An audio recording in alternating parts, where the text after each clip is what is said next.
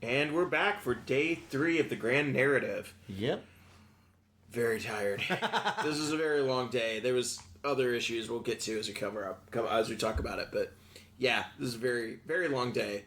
But a very fun day. Very fun day. Very fun day. No, it was awesome. We had the exciting conclusion of the grand narrative, so we'll just kind of jump right into it. No, we're going to start at the beginning of the day, not jump to the end. Well, yeah. So we'll just start with it. So after the last round where we lit the beacons to try to reach Soren and Vedic to reestablish comms. That pretty much failed for all of the factions. Hence, out of character, probably. England was doing their own things, and they wrote that in the story of, hey, yeah, the Necron is double-crossing the Orc. Yeah. The Chaos guy is double-crossing a Chaos guy. Well, surprise. Oh my gosh, I'm so shocked. I know. And the Imperium forces had been pretty much beat down. Yeah. We were trying to convince various Votann players, Dennis, to join Chaos because we have cookies, which actually at the end was we had cookies and pixie sticks offered. And I said no. Because Ken stayed together with Ken and... Lame. Yeah. Hey, other Ken were peeling off and broke with your faction? No. There were actually other Ken that did. No, because we're all solid. No, that is not true. That is not true. With not having communications with Soren and Vedic, everybody was instructed to do a withdraw and kind of like regroup for the final battle. So the mission was a very interesting one. This was front-wide withdrawal. And it's a Dawn of War setup. Sort of. Sort of. Yeah, sort of. There are 2 strips, so 3 inches on either side of the middle, so 6 inches apart. There's a 7-inch strip for the attacker and the defender to deploy. And then your staging area is... Then there's 6 more inches of no man's land. There's 6 inches of no man's land. And so then your deployment area has 6 inches of no man's land on each side. On either side, yeah. The goal is you're trying to secure various objectives, but also trying to withdraw through your staging zone behind you. Right, and that staging zone is what most of the time would be your deployment zone. It's like the edge of the battlefield. So in my game, I ended up facing Drew and his Imperial Knights, and I gotta say, this is no shade to any of the opponents I've played in any other games of the Grand Narrative. This was by far the coolest, most fun game. It was incredibly lopsided, and I'll get to that in a moment, but just had so much fun. Like, Drew had so much fun. He's been at the Grand Narrative for all 3 years, part of the same battle group the whole time. Had a great rapport. Like, it was awesome. Like, he remembered playing Dennis last year. It was so much fun.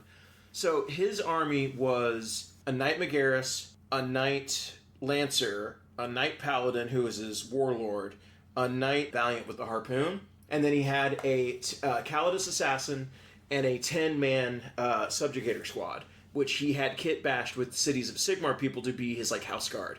Looked very cool. So you like that? They looked very cool, yeah. They were very well done. He deployed, I deployed, and we set our armies down. We rolled, and we both were like, this is going to come down to who wins the roll-off. And I won the roll-off, proceeded to destroy his Knight Lancer and his Knight Paladin, top of 1, crippled his Megara, and wiped out his Subjugator squad. So let me get this straight. If you have 2 deployment zones 6 inches apart, that's a bad thing? It's very bad for World Eaters. Very bad if you're facing World Eaters. But on the flip side, and we even talked about this, it's like, if he had gone first, his Lancer would have destroyed my Lord of Skulls, and the shooting from the Megara, which has all this anti-infantry stuff, would have wiped out my 8-mound, and I would have basically had a unit of Berserkers left on the table. It would have been very bad. This was the most paper, rock, scissors game that I've played. So like I said, it did wind up kind of being a blowout, because I think I lost a unit of 8-bound in shooting, and that was it. Didn't anything other interesting thing happen? So the other interesting thing happened. This is what made it partially the greatest game. There could be a whole documentary about this one. So, as I'm advancing and going in and making the charges and stuff like that, I get on his Subjugator squad, and the Berserkers unit with the Master of Executions is going to roll, their attacks, and I always roll the Master of Executions first, because he does devastating wounds, he does a number of attacks, just start with him because he will do the most damage, and then I don't have to necessarily roll all of the Berserkers. And hint, I only had to roll 4 of the Berserkers. It's just roll these guys, and that was more than enough to kill them all. But when I did the Master of Executions, so I did a devastating wound, and it's like that. The first model that he picked out of the squad was his Cybermastiff. So, to be clear, he chose which model died first. And as he picks the model up, he goes, "Oh my God, Kevin, I can't believe you murdered my dog." And then he proceeds to yell about me murdering his dog so loudly and so long. Hotel staff came into the room and are like, "What is going on here?" And it was more than just the hotel staff. So other you people even had from the lobby. NPCs. NPCs came in and we're doing this, and like we were in the room with the canoness, so she blessed his dog to lay him to rest. The funniest part, though, far and away, the funniest part of this whole thing is the Chaos Lord of War comes in, and he's doing the, how is the reaping going, and he's got the very deep chaos booming voice. And before I say anything, Drew chimes in. He goes, "He killed my dog." And he turns, he looks at me, and he goes, "Dude, what the fuck?" So funny. I was like, oh my God. So the rest of the day, 5 or 6 people, like every time I would walk past, they're like, "Dog murder." And I did note when you and him paused, you guys would always lock eyes. Yeah, we'd lock eyes, just like that. I got a photo with them at the end. It was great. It was so much fun. That game was a blast. Part of it was the fact that, it's paper, rock, scissors. It went in my favor. Even if it hadn't, it still would have been a super fun game. That moment is one of those things, like when I go home, I'm putting a Cybermastiff corpse on my Master of Execution's base now, because he killed a dog. So, yeah, I gotta do that. And he was actually talking about next year, what he might do is he might try to do a Cybermastiff, incorporate a Cybermastiff into his cosplay. Because, as you said, the canoness sent the dog spirit to the manufactorum upstate. Oh my! I know, it's so good. Oh my! So good. How did your game 5 go? The part I liked best is I was finally in the Votann Voxel Callum room, so it was really cool. The downside is, and I think this might have been a day 3 problem we probably saw a little bit on day 2, but definitely day 3 of people didn't fill the room. So I'm wondering if there was drops throughout. I think there were, because we had a couple in both of our games. We had a couple of times where it's like there weren't enough opponents and to get everybody matchups. But a couple of people played a multi-game. Like Joe and Corbin played a multi-game in round 6. And someone else, we paired up and kind of reorganized for the pairings. Because ours was supposed to be Imperium versus Interlopers. Mm-hmm. There wasn't enough Imperium. Wow. So I ended up playing another Interloper. And you want to guess what faction the Interloper was? Votann. Grey Knights. Grey Knights. That's right. Oh, you told me this. Yeah. You did actually tell me this. I couldn't remember. I'm like, I know, that's why I figured I'd ask, because you're exhausted, so it made a good thing. Explain. Okay. Anyway. So Grey Knights play. This is his first big event. Yes. He got some friends into it, and they wanted him to come in and have fun. He said, "I'm having a blast." He said his friends told him to start with Grey Knights because Space Marines are pretty easy, and it'll teach you the tactics of the game. yes. And oh my gosh, I forgot. Actually, I remembered, but I forgot how annoying the Grey Knights. I guess I'm learning it's the term for it is called upsy downsies, as opposed to just. It is very annoying. I remember telling you last year that I lost my game against Grey Knights because he was able to do the upsy downsy on turn 5 and get those. I'm not used to it being called upsy downsies. But I've learned it this weekend. Fade and fire, whatever, or faint and retreat, whatever. No, it's not faint and retreat. What's it called for Eldar? Oh no, Eldar is something different. Eldar, you're moving away. No, but don't they have? They have a one. They have a redeploy. They have one when they go back into warp spiders have warp jump. Yeah, warp. Yeah, sorry, that's the one I was thinking. Okay, sorry, that's the one I was thinking of. Yeah. That's because Kevin doesn't play Eldar. Someday. Maybe. Okay, we'll play Votann. I mean, first. those oh my gosh! So you and I talked about how much they're all.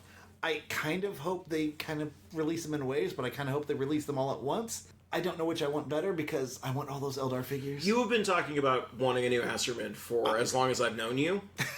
No, legitimately, because that was a 15-year-old model when we met 15 years ago. When the plastic Dire Avengers came out is when I started saying that. Yeah, but I know you've been talking about that for a while because those are old models when we first started playing, and that was a while ago. I know, and I have all the Phoenix Lords, and I'm glad I can now have all new Phoenix Lords. As a brief aside, Drew and Joe were talking in the game that I was playing him. They were talking back and forth kind of on the side while we're playing our game.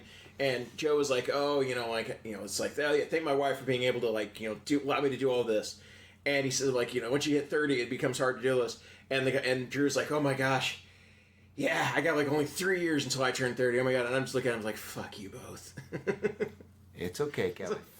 You'll never be older than me. That's true. I will at some point. Maybe. Anyway, sorry, go on. Yes. I offered, do we want to go to my table, which the table I was on, maybe 4 pieces of terrain? Or the table he was on, which was clustered with terrain. All of the terrain. It was, yeah. Ours was good, but it would be wide open for shooting. This one, firing lanes, it felt like windy terrain. And he wanted to go that. I'm like, cool, I'll move over there. My one small complaint, I used my deployment token things. Mm-hmm. We used up all of them to make all of those lines. I did as well. I ended up basically putting just 2 on the back line. I guess that's for that, just so I kind of had the idea, because it's like I just need to get back here. I also knew that I wasn't going to be going backwards. Oh, so you were part of that problem. Yes. So I knew I wasn't going to be going backwards until the end of the game. I was like, this is either I'm going to go forward and the knights are going to murder me, or I'm going to go forward, kill all the knights, and then I got plenty of time to get back. Fair. So. As we deployed, I realized that one of my tactics is not going to work, because normally I like to wait until you've got all your things on the table, and then I'll start making my decisions and maneuvers. Yep. You can't do that against Grey Knights because they're going to continuously reposition. Yes. Both of us had one objective marker in our deployment zone. So I quickly said, yeah, I'm going to defend mine. He put just a squad of troops on his. I put a squad of the Grim Knights of troops on mine. I also put down a Land Raider on mine and a second Land Raider or Land Fortress on mine. So I had my 2 Land Fortresses, Grimnar with squad. So I'm like, I'm defending this. And he was like, if I put anything here, you're going to shoot it off the table. Yes. So he started putting things elsewhere. And also because this was such a cluttered table, that was all I could actually fit there. So my Sagittarius with the Iron Masters were in the center of the board. And I even had to put 1 squad on the far right of the board because there was no space, more space in the middle. Because it's a very thin deployment zone. Yeah, it then really if that deployment zone's littered with terrain, it was rough. So Drew actually had to put his Knight Valiant in reserve, which he had to strat, he had upgrades so he could, but he had to put it in reserve because he didn't have room. Yeah. And I ended up putting Angron in reserve because I didn't have room either. Yep.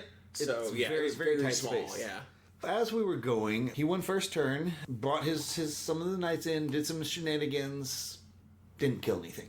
He was kind of disappointed by that. He wounded lots of things. Like one Sagittar was really hurt. The Call squad was down to just the Call, but the Call was still there. Call picked up the Grubbin again because all the shinies. Yeah. Then we went to bottom of 1, and I easily took out his guys that were standing on the point. Then I proceeded to have my 2 Land Fortresses blast at the point. Because the point is something you can actually destroy, because the point is supposed to be the beacon. Yes. Toughness 12, 3-up save, 20 wounds. So it's a tough thing to get rid of. I had already upgraded my Land Fortresses to both have 2 shots. Mm-hmm. Only 1 shot went through. Ooh. I did Timonovit's 20 wounds in 1 shot, but fair. And that felt a little bad because I'm like, I thought I'd kill it with 4 giant devastating, but since only 1 hits, Land Fortresses are so swingy. Yeah. I love the Magna Rail because when it hits, it feels so good, but it misses so often. Yep. So after that, he was like, he just ignored that. And so I'm like going, okay, playing Grey Knights. They're going to teleport. And I started just not doing normal moves I would do, but making my 9-inch bubbles so he couldn't get to my... So I had actually built up an area, and he acknowledged that. He's like, okay, well, I'm teleporting things around you, and I'm going to hit you. And then so I retreated some of my stuff to give more firepower, and he had his knight shunt away, because they have a stratagem to do that if you target something. Boof. Yep. So that was kind of sad, because he took a knight that I had Land Raider and some Thunderkin had line of sight to, and not line of sight to anything else. Yeah, made a smart play. Yeah, no, he had made smart plays. And as it went on, it looked like he's able to just teleport his guys to the back line. Yeah. So he had no problems with that. The only thing I had going for me is I did destroy his point on turn 2, and my point was sticky, so I'd continue to get points each turn for that. And he had nothing he was going to move over there because he wasn't going to get you off that, yeah. Well, I kept some Thunderkin close by so they could, be a 9-inch bubble of, no, you can't teleport here. Sure. And so I had that kind of secured. I knew I might sacrifice them. And so it came down to a war of attrition on how much you could kill before you had to go backwards. Yeah. And when it came down to it, we got to the final turn. he had more than 75% of his army, so he got the full 20 victory points for that. I only had 50%, or probably, I think it was 62, but Sure. I was in the 50 to 74% range, so I only got like 10 points for that. So when we calculated it up, the final score was 50 to 52. Oof. By me killing his point and my being sticky, that was enough to get me right above him. That's amazing. So it was a very fun game. But that was not the crazy part that happened. During this game, the canonist came by. Yes. Asked if there was some Votann in here. Was slightly surprised when 8 people raised their hands. Yeah. And so then she asked us to all come outside. So we did. And she was trying to get us to side with the Imperium against Chaos. She had like tokens to give us to try and buy us. We all said no. We pretty much came out and said, well, you have to have a contract. We've got to see this contract through, blah, blah, blah. And she started calling, but this, and we're like, do you not want people who honor their vows, who honor their stuff? And she got a little silent, and she's like, So we came to an accord. Not the Xenos. Yeah. Kind of. We came to an accord that we would accept her coin for the contract of we will turn our guns on Chaos. And we're like, okay, we wanted to do that anyway, so. See, and all Chaos did was try to offer you bonuses and start shooting us. You didn't give us coins. I mean, isn't my friendship enough? So it's actually funny you mentioned that, because I actually forgot about this. During my game with Drew, the Rogue Trader walked in and was like walking around, and she was doing the same thing. She was like, Chaos, anybody who wants to join, does anybody want to see the light of the God Emperor or whatever? And she had the coins, like the little token coins. Like, anybody who wants this, but has to join our faction. And I was like, yeah, I'll take one. And she looks at me and she looks at my army and goes, no, I don't believe you. And I'm like, good call. Good call. Good call, because that was a bluff just to get a coin. She's like, not doing it. It's funny. Wind up with one, though. Yeah, and I'll tell you, it's funny that you say that, because after like the rest of the Votann went in there, I talked to the canonist about what happened in the U.S. Open in Dallas, and told her the full story, and then I went back in, and I just wanted to let her... that was me just telling you, yes, Votann, we sided with sisters before, we got no beef with you at all, so. A few minutes later, the Rogue Trader comes in straight to me. Nice. And then she's talking to me and saying, hey, what can we do? Because I think you're the one that can, like, bring your side over. And she gets out a few coins and starts tapping them on the table with one of them. Like, you would see, like, a little Don dude, like one of the gangster movies. This is my coin. Yeah. I give it to you on the day of my daughter's wedding. And, yeah, I had to say no, but we talked back and forth about that, and she then finally said, well, all we can do is talk, but I will give you and she gave me 2 coins as a sign of good faith. Give these to some of your Votann that they can actually know. I'm like, okay, cool. I did actually go around to all the different Votann players I saw and asked if they had an Imperium coin, and all of them did. Oh, wow, okay. So everyone else took the offer. Well, to kill Chaos, yes. Yeah. And so then I'm being nice. I'm saying, hey, Kev, I got an extra coin. You want it? That's cool. So now I have a Chaos and an Imperium. But yeah, that's also going to be a memorable moment, having the Rogue Trader come by and say, hey, can you... But it was just so funny, because I says, like, yeah, I'll do this. And she looks at me, she looks at the army and goes, no, I don't trust you. And I'm like, yeah, good call, good call. But then going back to the game, what I found most interesting of this game was math. Math is interesting. Yes, because the objective marker you have to hold, its value decreases over time.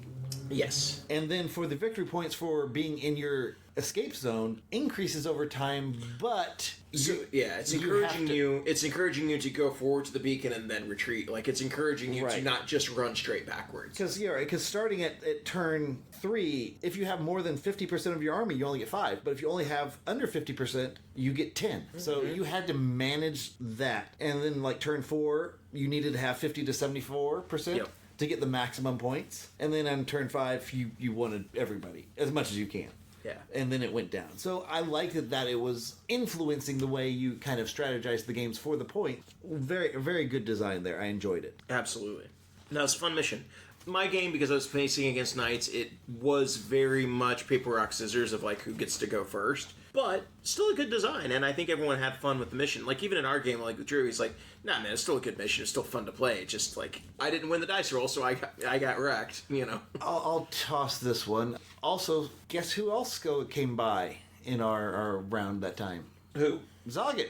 Zoggett? He actually came by. Nice. And so I said, you're doing a good job, Zoggett. And Zoggett was so happy. Any praise he got, he was so happy. He has become a fan favorite. So if you see posts about Zoggett, Zoggett lives.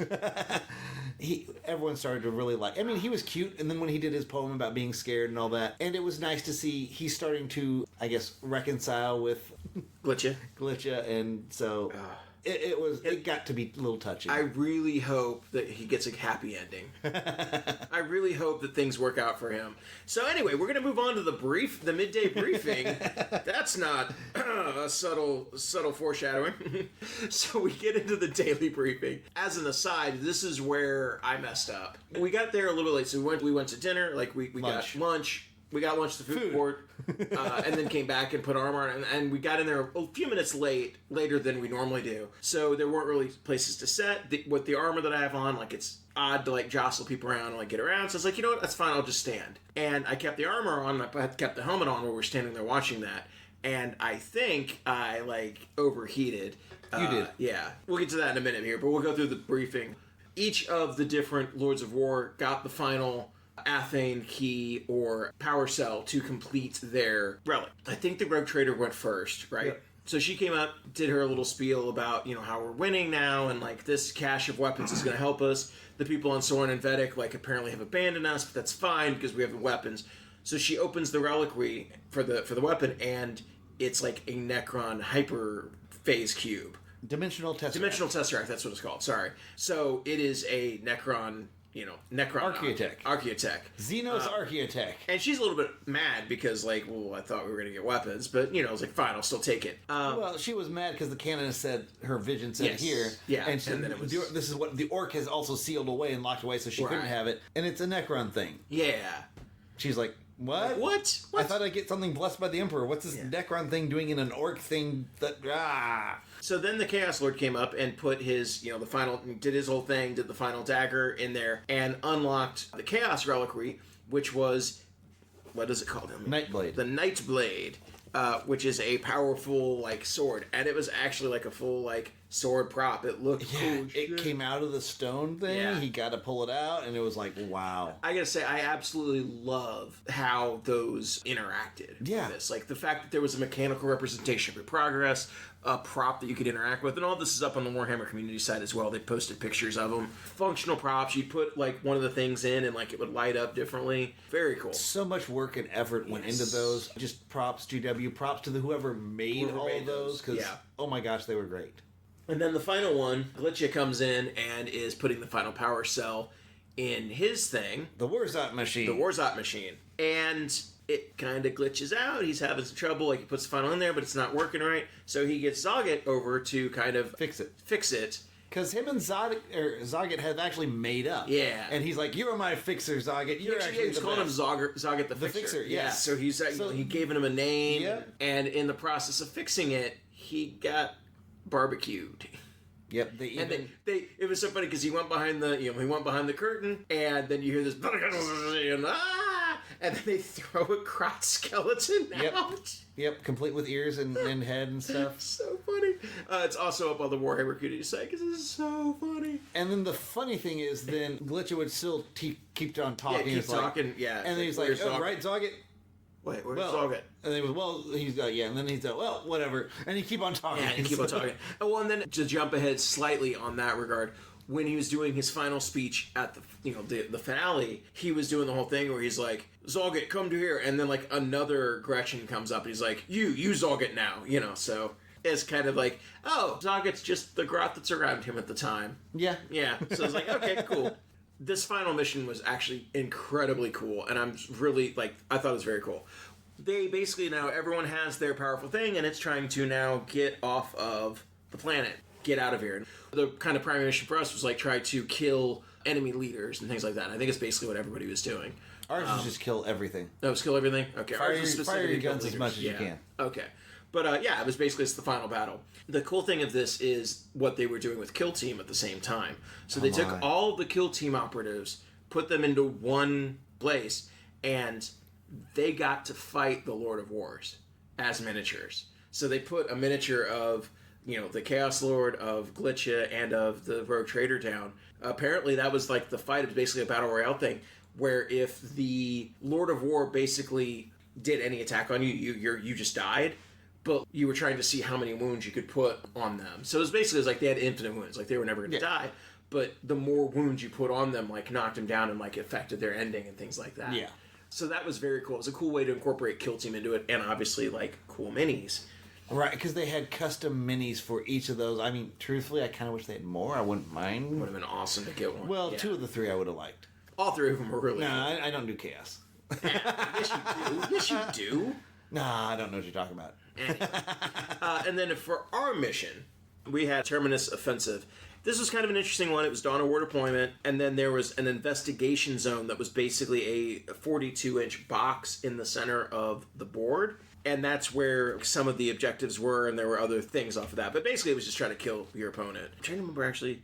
The investigation box mostly came in from, I think it was one of the... Your warlord was your specialist. That's what it was, And yeah. if he was in the investigation zone, then any of your objectives were worth 5 points. That's what it was. If they weren't in the investigation zone, the objectives were only 3 points. That's what it was. So you had to keep your warlord in the middle. Yeah. But if your warlord did die, you can nominate another unit to be your specialist. You always could have a specialist. Yeah. So they were encouraging people to at least have something. Absolutely. In the middle. Okay, cool. Okay, I was trying to remember, how did that exactly work? The cool part of this as well is depending on which narrative faction you were, you had a use of the different relics. So if you were Imperium, you could use the Dimensional Tesseract to teleport a unit around the table. If you were Chaos, you could use the Nightblade and put that on a unit, and they got devastating wounds and sustained hits too, which is For awesome. one fight phase. But in melee, which is friggin' dope. And then the Warzat machine, I'll let you explain that one because I didn't get interact with that one. Sure. You pick a unit when it's selected for the target of an attack, and it gets a 3-up invuln save for that phase. Nice. So it's shielding. Which I love shielding. Absolutely. It was a cool mission. I love the fact that it tied directly off of the narrative and like how everything was going.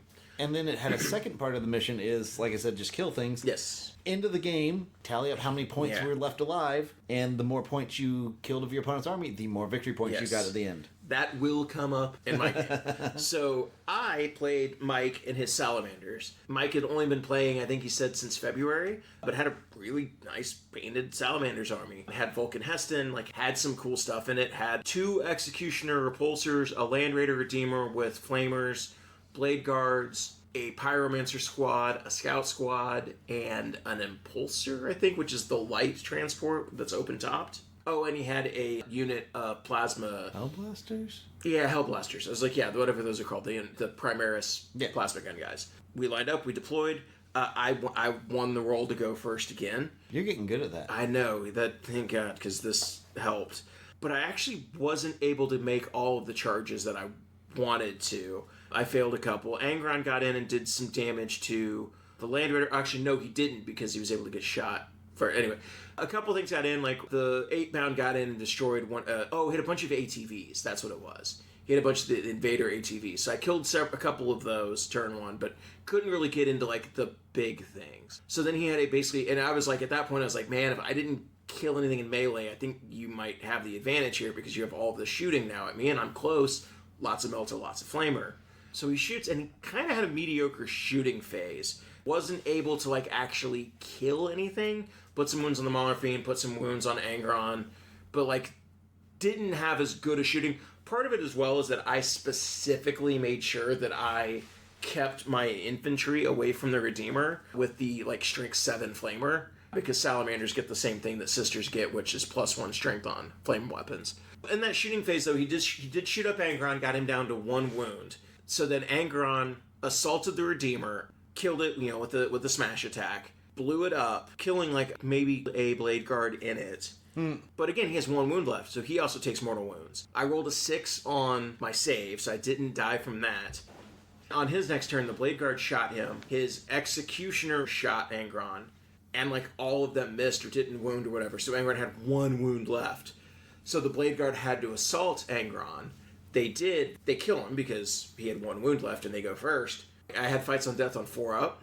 So I roll that and I get a 4, and I proceed to almost kill the unit of Blink Guard. And at that point I was like, oh my gosh, maybe I'm going to pull this out. And I almost brought Angron back several times because I rolled 2 6s and like a 5. And I'm like, because if I roll 3 6s, he comes back on the table full wounds, like revving to go. If that had happened, I would have won. At that point, he was able to use the Dimensional Tesseract to shunt his Redeemer Executioner away onto a point and just kind of sat there.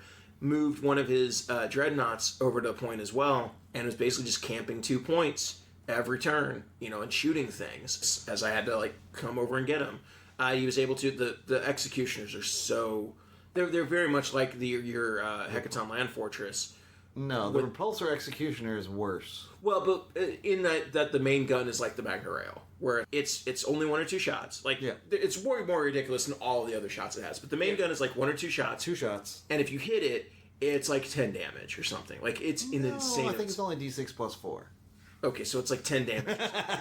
It's a lot of damage. He hit the Lord of Skulls twice. You can easily do that. And took him from like 18 wounds to dead. Like, just boom, just 2 shots. So yeah, crazy. And that kind of swung it back. And I'm like, okay, maybe we'll see what happens. And he ended up having I ended up not being able to kill the Executioner because I finally got my Mauler Fiend over there and kind of whiffed on the attacks, and he made some really good saves. And then he killed the Mauler Fiend with the Melta-Gun off the Dreadnought because it was close enough. And that was basically the end of the game. I was able to get some points. He had some points. So we were basically tied on that. And we're going to the end and we're counting up our points for the final victory points. He killed 1,480 points of my army, which got him 15 victory points. If he had killed 1,500 points, he would have gotten 20 victory points and he would have won the game. So instead, we ended up tying 50 to 50 because he scored. I scored more of the objectives. He scored more of the objectives, 5 more points on objectives, and I killed all but 2 models of his army, so I had the full 20 victory points. So we ended up drawing, but it was a blast. It was a fun game, super fun game. Nice. Mine was against Imperium with Iron Hands. This was also the second time I was in this room. The Hanover right across the way, the Erotis. Yep. And it was like, that's odd. I didn't know why we were in the same room. Because I guess we used to always moving around, see other things. The priest guy there was great, so I didn't mind. But I wouldn't have minded seeing other rooms as well. But I did like having space, and it was also right next to the briefing room, so easy to get to. So I'm complaining, but I'm not complaining that much. Yeah. So that's fair. So again, the table, massive amounts of terrain. Both me and the Iron Hands are very vehicle heavy. Well, he's got, I think, 3 vehicles and a lot of Dreadknights and a giant knight lancer with the shield and the and the Zort spear. The spear, yeah. And he said he'd been working on getting his lancer buffed up, and it was. And his newest buff, which I was the only one in the tournament or the narrative to face, was Lone Operative. Ooh. So a lancer with Lone Operative. Buddy. He had a Vex Blessing on it to give it all of my CP expenditures in there had to be 2 or instead of 1. He dedicated it to a Dark Eldar?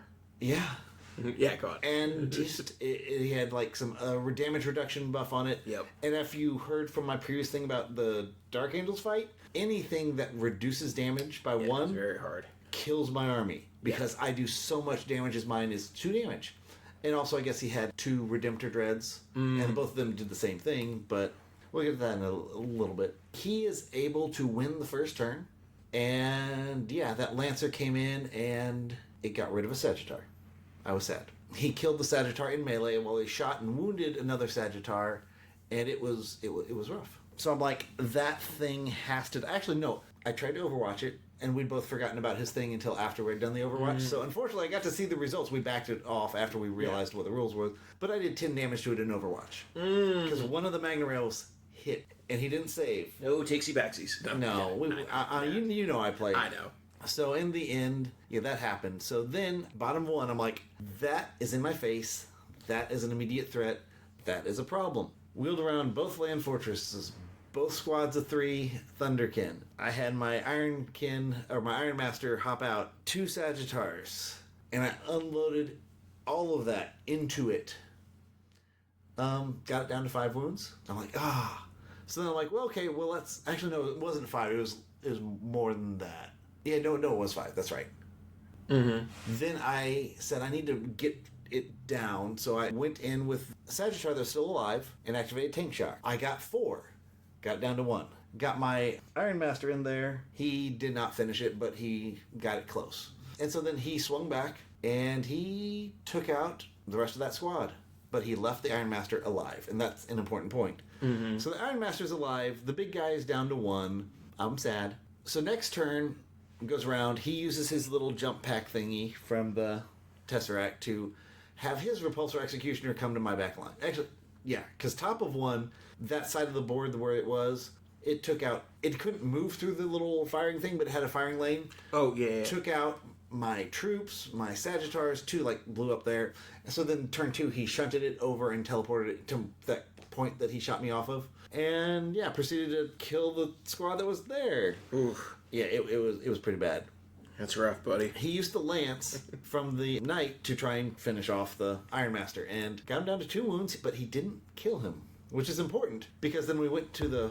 No, we didn't go that far. Because yeah, when we went to the fight phase, I was going to kill him, and so we did, and he blows up. Everything dies. Yeah, because there's huge explosions on those Titanic models. D6 plus 2. Yeah. The Iron Master goes away. I had another Iron Master that was healing my stuff go away. A squad of troops that were close by goes away. One of my Sagittars goes away. So he said more of your stuff went away than mine. Yeah.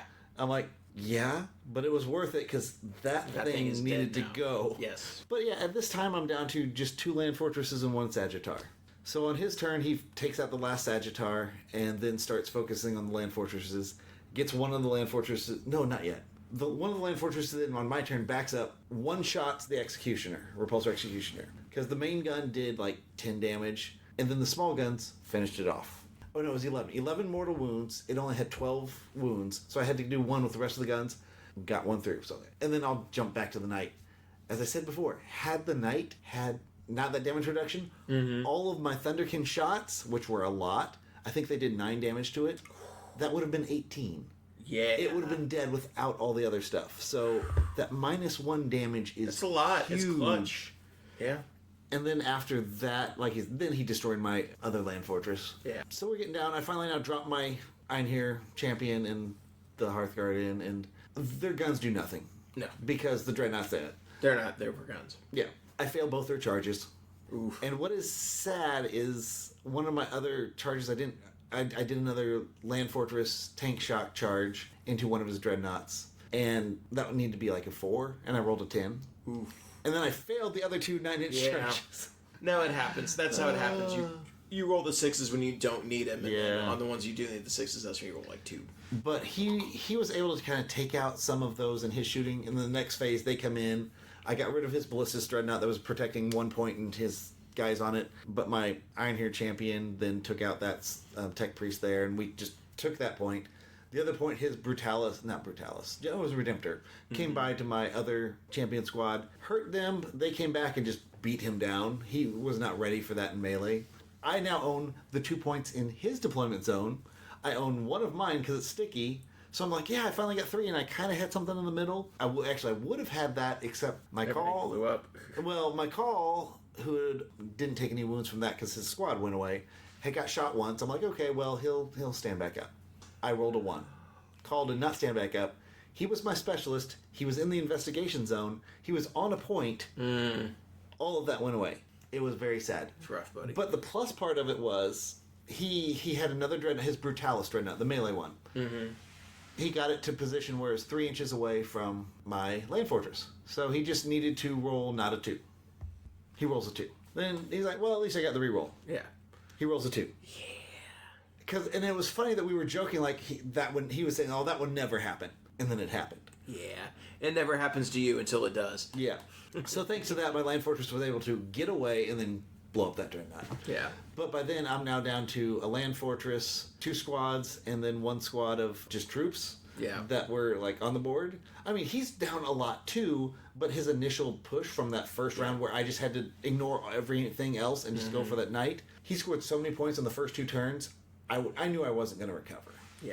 So he got my land fortress down, killed the troops, and we just talked through the rest because he was going to leave my guys alone because they didn't matter. Yeah, that game ended up being 75-27. So it was a big blowout in his favor. But I it was a close game. But it was, it was a good game. Yeah. It was a good game, and I, like you said about a lot of yours, I think had I gone first, I would have ignored the knight because it was loan up. I couldn't. So, but I could have popped 2 or 3 of his other things. And it's one of those things where, like, we've talked about this before. Like, I know, like, in the previous episode, we were talking about, like, Leaf Blower Guard and how that wasn't fun to play, and, like, so many games came down to, like, seize the initiative or stuff like that. What makes it feel better about this is, like, there is still, like, an element of chance of, like, rolling going first. But it feels the way that the alternating deployments and the attacker-defender setup works, you have choices. Yeah. You don't have to set up aggressively. You don't have to put yourself in that position where if I go second, I'm just going to lose. I did that a couple times, and I lost.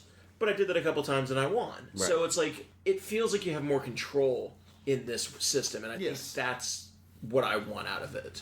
Yeah. But all in all, it was a fun mission. I like that but it was a very interesting thing on keeping things in the middle because it enforces the increased scoring. And then having the kill everything as the final thing, because I'll admit, I kind of, thinking about it, missed some of those. Like in fourth or fifth edge, how much of their army did you kill? Yeah. That's the type of points you get. We don't see that much. The one thing that I found that I just thought of that was a very interesting.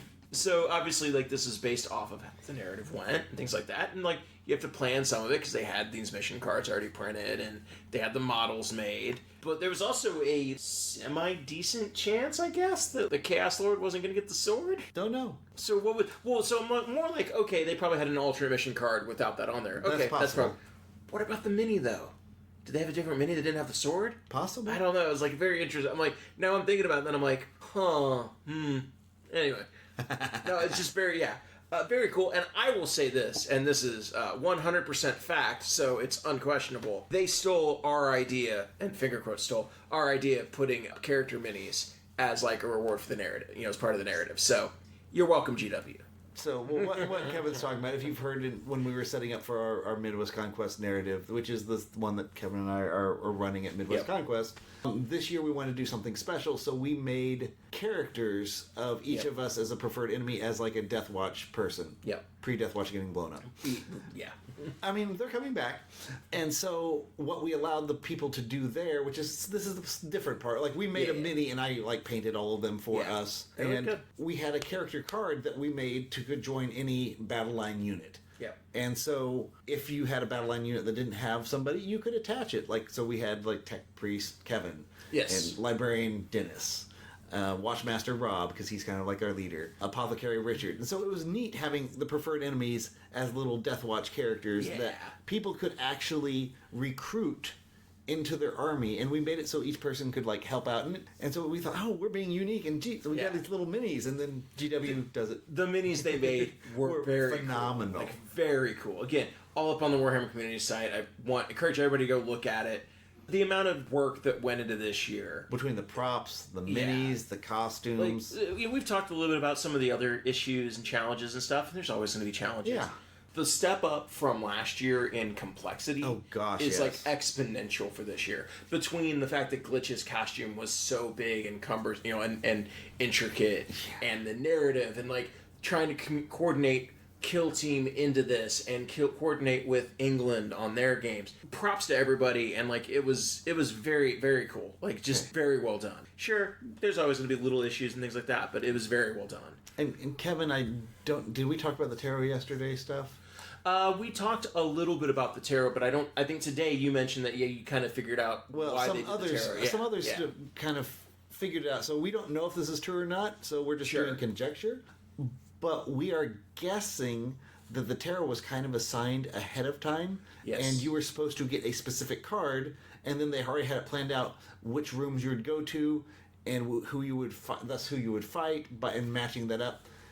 And I think this has credence for a couple reasons. Yes. Is one, there was like, I guess, a mishap where two people who had the same last name, family, ended up with the same card when one of them should have got one got another. And so that's what leaked it to us. But I like this. Yes. I mean, we didn't get the whole, oh, you can switch and change your fate. Yeah. You were stuck with your fate. Yeah. But what that did is, how many Imperium Space Marines did you play? 2. Yeah. Because I faced Custodes, Orcs, Tyranids, Space Marines, Imperial Knights, and then Salamander Space Marines. Yeah. So, like, yeah, like, it had a good spread. And I faced Dark Angels. I guess Grey Knights, but they were interlopers with me. Sure, that was a fun. Different, And then Iron Hands. Yeah. So we got a variety, and that's what you want to see. So especially with so many new people coming in this year. Oh, and I think 2 or 3 of my players had never played against Votann before. Oh, nice. So it's good to get them introduced to a new army that they've never seen. So GW props on this system. I'm pleased with it. I love not having to fight Space Marines every battle. The only downside that I will say about the Tarot, the only downside, and this is very, very minimal, is they were all very, very, very similar style art.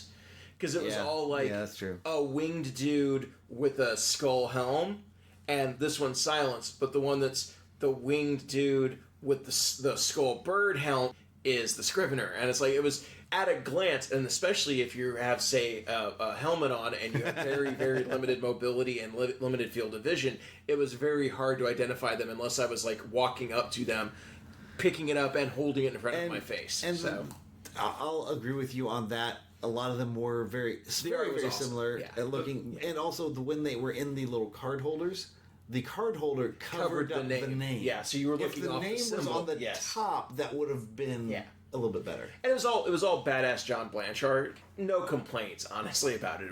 I mean, these are very, very minor. Yeah. Okay, so we were able to, since we got done early, we went and got dinner early because we have a very early flight, and we went to Amar's Indian restaurant in Atlanta. If you're ever in Atlanta, highly recommend it. Very good, very affordable, A+. Then we got back to my cosplay.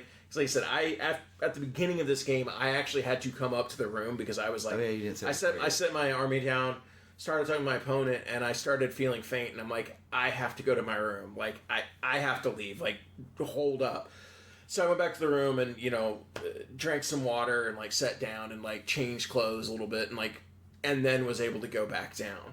And finish the game, but there was a bit there where I was like, I don't know if I was going to be able to finish the game because it felt that bad. Heat exhaustion, at least. Yeah, exactly. And it was just because like when I took my undershirt off, like it was just wringing with sweat. So I standing up, having everything on in a hot room with 400 other people, and not drinking enough water, which is my own fault. So if you're doing cosplay or anything like that, make sure you drink water, make sure you take breaks. Like, or maybe build a cooling system into your outfit. Or build a cooling system into your outfit if you want to do that, too. Final briefing. We get to the end. Everybody gets in the room. Chaos Lord came out first. And he's basically saying that, like, yes, we did, we accomplished our goals. We did well. We got the relic. We were able to escape the planet. Everybody's, happy. But now we should go to Soren and Vedic and kill the people that, were traitor and that didn't come to help us. So Chaos didn't die to Vashtor this year. So yay, yes. Vashtor's still in the grudge book. Right, but like, I didn't get my soul eaten this year, so I take that as a win. Sure. And then the Rogue Trader came out, and this is where you started to see, like, the impacts of things, because apparently the Chaos Lord was like, fine. He was like, nah, we're all good. We're cool. I mean, his eyes he was a little bit bloodied and stuff like that, and he had some makeup on. And he even mentions, like, yeah, I got bloodied a little bit, but we're good. We're going to fight another day. Then the Rogue Trader comes out, and I didn't see any, like, her makeup. She had anything like that. Yeah, she had, like... She did as well? Yeah. Okay. Except hers was red, not black. Okay, well, fair enough. I didn't notice She bleeds red. Oh, I did. Yeah, I didn't notice it. Your sight. But yeah, because I had the helmet on and stuff. She's basically going through her thing, like, we've managed to kind of escape. It was very rough going, but, like, she sees the kill sphere from Glitcha that's coming towards the planet. Well, it's not just that. Yeah, it's a lot more, because it was Xenos Architect in the box. Oh, yes. And she had to make a decision, and she decided to use it. Mm-hmm. And it's now on record, and other people have seen her use it. Yes. So now she is tainted by chaos and can never return. Xenos, not necessarily chaos. Well, tainted by Xenos. I mean, depending on versions of Xenos. But also, sometimes you think, like, I mean, Rogue Traders have gone into Xenos Tech before. Sure. Never in front of that many people that can be like, no, prove it. And that's where the problem That's was. true. That's the problem. And so she was like, well, I'm damned if I do, damned if I don't type thing. And so she's and actually had like a really cool like speech about her, it. So her speech performance was great. I mean, I'm a big fan of like self-sacrifice, and so her speech actually did get to me, and I was like, I got a little choked up. But yeah, so she did that. She's like, well, I'm doing everything for them. Ever since I became a leader and a captain, everything I do is in the interest of my people. Yeah. I don't really have my own life. Yeah. And so she said, well, I'm going to continue the path I've set till the end, and decided, well, I'm going to protect them because that's my job, and steered her ship to set it to critical to go to the kill sphere that was headed to her raid. A hold-on maneuver on Glitch's ship. Yeah. Yeah, and like so rams her ship in. So I mean, obviously it's fiction, so until you see the body, like maybe she's dead or isn't dead. But yeah, she basically sacrificed the ship and herself to take down Glitch's kill sphere. And then Glitch comes out and is talking about all of the shinies that he acquired. And then he also talks about Zoggett. And he talked about Zoggett and like was introduced to new Zoggett, and like this is this is Zoggett. And then he's like, oh my gosh, there's a ship coming at me. Oh my gosh. Because basically, the other thing that I thought was really funny is he's like, yeah, they're going to fire the big cannon at us, which is what I want them to do, because I'm going to use this thing here to like catch the bullet, and then I'll have the biggest bullet in the Imperium in my collection. So this whole thing, his whole motivation this entire time was to get a shell. Yep. And God, I love Orcs so much. And he kept saying, you guys don't know my plan. You guys don't know my plan. It's such a cunning plan. It's so... I would have never guessed that, but this also... Because it's insane. This also understands, because the Votann were having a side thing, where we're like, well, let's just steal the gun that he's afraid... Because we're like, well, if we just put some engineers on the planet, we can like set up some engines and stuff, and because they already got all the Hive City stuff, we can make a mobile planet and start moving it away. They said, well, you'll probably kill a lot of people on it. We're like, but we'll get a planet with a big gun. And so we started... And you call us chaos. Sorry. So we started like to implement that plan, and then the very next briefing, Glitcha comes out and says, you guys got to stop this or you're messing up with my plan. Yeah. And we're like, is he talking about us? Yes, he was. Because you were also the only faction he didn't specifically call out by name in that, because he was talking... Actually, no, I guess he did talk about the stunties. Yeah. Yeah, because he was talking... So, one of the conversations I had with a few people just over the course of the day was the difference from last year and stuff like that. And basically, there was no... They definitely didn't want, like, what happened last year, where there was, like, an open civil war and, like, betrayal and stuff like that, because don't want to repeat yourself, and I think they did. Well, they wanted one, to be that, more and two, the way the last mission, the way the last missions worked out, you couldn't. Yeah. They also, I guess it was early. Yeah, I guess it was the morning one where when they were kind of rallying us all up. Especially Glitcha, like went in there and was like, "Hey, my boys, you're gonna fight." All the boys, and then stood up and it's like, "Yeah." Then the shiny the buggy, ones. the shiny ones, you're gonna get this. The bugs, you're gonna get bug boys, you're gonna get this. The pointy guys, you're gonna get this. So he was like actually like trying to like incorporate and give every faction. And for the Votann, he said, and the shorty ones, you can have all the rocks. You don't know why rocks. you want the rum, because the rocks have no shinies in them. You can get all the rocks after the buggy boys are done eating the plant. And it's like, and it was like, that was great. That was fantastic. That should have happened on day one. I will agree. Like that conversation should have happened day one. That would have, and the rogue traders talk of like self-sacrifice and like the burden of command should have happened on day one, because then you would have gotten everybody more on their side right from the get-go. Yeah, because again, there was this natural kind of inclination of like, well, do we trust her? Can we trust her? Things like that. So, I mean, it's still very cool. I like, that was very good and very powerful to include all the different armies within the faction. I thought they did it late. Well, do you know which one group did do that, though? Well, Chaos, because Chaos is awesome. Okay. I'll agree with the first part, but not the second. Well, because, the one thing is each of the gods. Yeah, we were balancing the humors of the gods and stuff like that. So we were always doing something a different day for one of the different gods. Again, it's very funny because in lore, Chaos is always in fighting and squabbling. Yeah. But like Athens Grand Narratives, we are like lockstep together, like unbreakable. Like, no, man, we're not going to turn to the Imperium. It's very interesting. Well, I think the Votann are getting that way. We're going to be lockstep Votann. Yeah, because kin is kin. After the rogue trader smashes her ship into Glitcha, it does come back out, and he's like, yeah, he's got to I think they said a hive city-sized hole in his ship. Well, it's because it's like spilling. Yeah, his Waza, as you said, it's an inventive save. It's shield.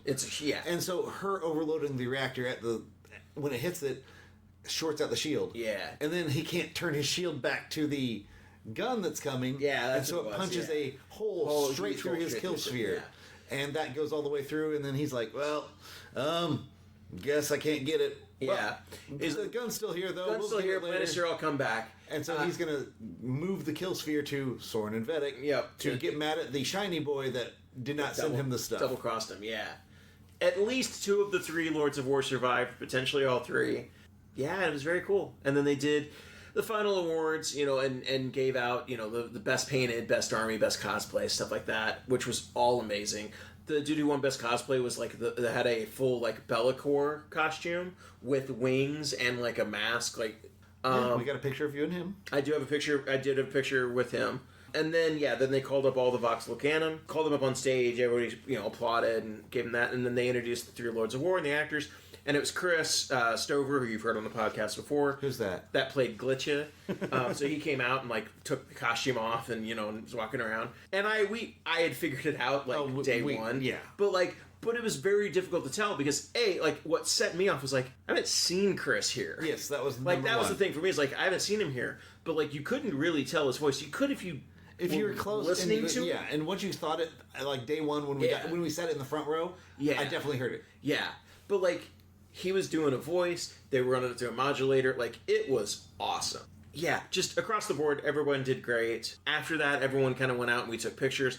Got a whole bunch of pictures with a whole bunch of different people in cosplay of the Lords of War. I got a picture with Glitcha in the full costume. Yeah, I missed that because he was just around the corner. He didn't. I didn't realize that either. He just mobility's a problem. So he was just I'm going to stand here and I'll let people take pictures. Yeah, because I almost missed it because they were getting ready to take the costume apart again, take it off, and Chris was like, no, let's do one more, I want to get one with Kevin, so that was cool, so I appreciated that. Yeah, because I knew it would take him a while to get back in, so I went up to talk with Votann, but that took too long, I guess. Yeah, and then there's the Votann family picture. Yes. I posted some of these in Discord, patreon.com/preferred enemies to join the Discord. It's only $1 a month. There's no ad in this episode because we're probably not going to do an ad break, so there's your ad. But yeah, and in greeting with all the other Votann players, it was great. It was great being in the same battle group as all of them. Yeah, we met some that weren't in our battle group, and I think a lot of them want to come back next year. So I'm still have my goal of I want to get a full Votann battle group. That's my goal. Everyone that I spoke with basically said they were planning on coming back. Yeah. They're like, we're coming back. I want to come back. This was so much fun. They talked about inspiration for cosplay, army, kit bashes, all the stuff. And that's what it is. It's all narrative. And I don't know if this is fully... This is what I was hearing, so I'm guessing true is... Sure. Some of the people who won gold tickets or tickets in raffles, they got to choose whether they're in the world champion ones or the narrative. Oh, interesting. And a lot of the people here chose the narrative. Yeah. So, because they're I don't really want competitive. I didn't know what narratives was. And they're oh... Well, glad you guys came. So as we were doing the photos, they were getting ready for the awards for the World Championship. So everyone was standing out front, taking pictures and talking and stuff like that. So I got so many people that were "Oh my god, that looks so cool!" People talking to other people, and it was very good timing to subtly put that out in front of these competitive players that are "Yeah, there's this as well. There's this going on." They were posting all weekend on the Warhammer community page, so go look at the live blog. They posted all the missions. They were all custom bespoke missions. Yes. Oh my gosh. Very cool. So much fun. They had mentioned the missions in one of our briefings ahead of time, but actually getting them, some of them could use a little tweak, some of them had some typos. Some of them used proofreading, yeah. But for the most part, I loved them. Yeah. I love that they all felt different. I love that I didn't know what they'd be until I got there, so you can't plan. Yeah. And I love that they fit the narrative that was being told. Yes. So, mission design, great job, guys. Approve. And then I guess there's one more thing I want to bring up. Yes. Also, Weta Workshop. Have you heard of them? No. Okay. What do they do? You would have. What do they do? They make amazing Warhammer statues. What? Warhammer statues? Yeah. Sorry. You're so bad at this. This is not a paid advertisement for Weta Workshop. No, but they've done the Titus They did the statue. Captain Titus last year. They have done an Abaddon statue. The Abaddon statue amazing. is so freaking cool and about twice the size of Typhus. Oh gosh, he's huge. So cool. They had both of them on display. Yeah. And then this year they displayed their newest one that's going to come out in a limited run, which is Celestine. Saint Celestine in like all her glory in front of like a stained glass window with her sword and her wings out, and yeah, it is pretty darn amazing. Do we know what the cost was on it? It was way too much. I don't want to look at the cost of it. Because the other ones were... I'm expecting this to be a few hundred. And as you and I already talked, I'm probably going to spend that on Eldar next year. So you think you can find this at a discount is what you're saying? No. You think it's only a few hundred? Oh, you think it's going to be more? Abaddon was 1,200. Oh, then never mind. This is going to be a lot. I think Abaddon was 1,200. Oh my god. I didn't realize that. No. No. Weta stuff is absolutely amazing. Yeah, it looks... It's jaw-dropping. Yeah. I mean, we've seen pictures, but seeing them up close is another thing. Unbelievable, yeah. No. Again, all around, great event. Really loved getting to see everybody again. Love the fact that people are starting to recognize both of us. Like, that was cool. Well, like they said, is when you start coming to a few, you start becoming a family. Yes. And I've seen this with other, I'm going to say the bad word, other LARPs and other big events I've done. You start coming, you start seeing the same people, you start building up that community, and it starts feeling like a little family. Absolutely. Any final thoughts? I'm exhausted. Oh, we have to get up at 4 a.m. tomorrow for our flight to get to the airport for our We'll do fine. But it's fine. I'm just very tired. Yeah, but I'm going to say, GW, thank you for an amazing event. The staff here, thank you for putting the time and effort into it. To all the competitors and players and other people we interact with for our battle groups and others, thanks for coming out. I hope you enjoyed it as much as we did, because I had a great time. I know when I got here I was exhausted. Each day I felt exhausted, but after meeting people, playing, socializing, it energized me, and I'm like, this is so much fun. Yes. This is so much fun. I want to do it again. And provided I can get tickets, I'm planning to come back next year. Yeah. Said it last year as well. Said it before. Thanks to Zach and to Mike for running the event, all of the Vox Localum for all the work they did. They did so much work to keep the event on track and organized, put their get their cosplays together, stay in character the whole time. Oh, dang it, Kevin, we forgot. At the start of this podcast, we should have said Vermilion. Oh. I wasn't necessarily doing the Vermilion stuff. I was basically, if I'm in the cosplay, I will act in character. If I'm out of the cosplay, I'm just going to talk. Because I'm just... It was really funny because Drew and I and Joe were having a conversation, and we're like, yeah, Vermilion, this starts like that. And then about halfway through it, he's like, and as an aside, Vermilion is a... And I'm like, wait a minute, did you just Vermilion inside of Vermilion? Did a fourth wall break inside of a fourth wall break? I don't remember if we said it or not, but that was their code word for saying things in IRL. Out of character. Yeah. It was very fun. Very good.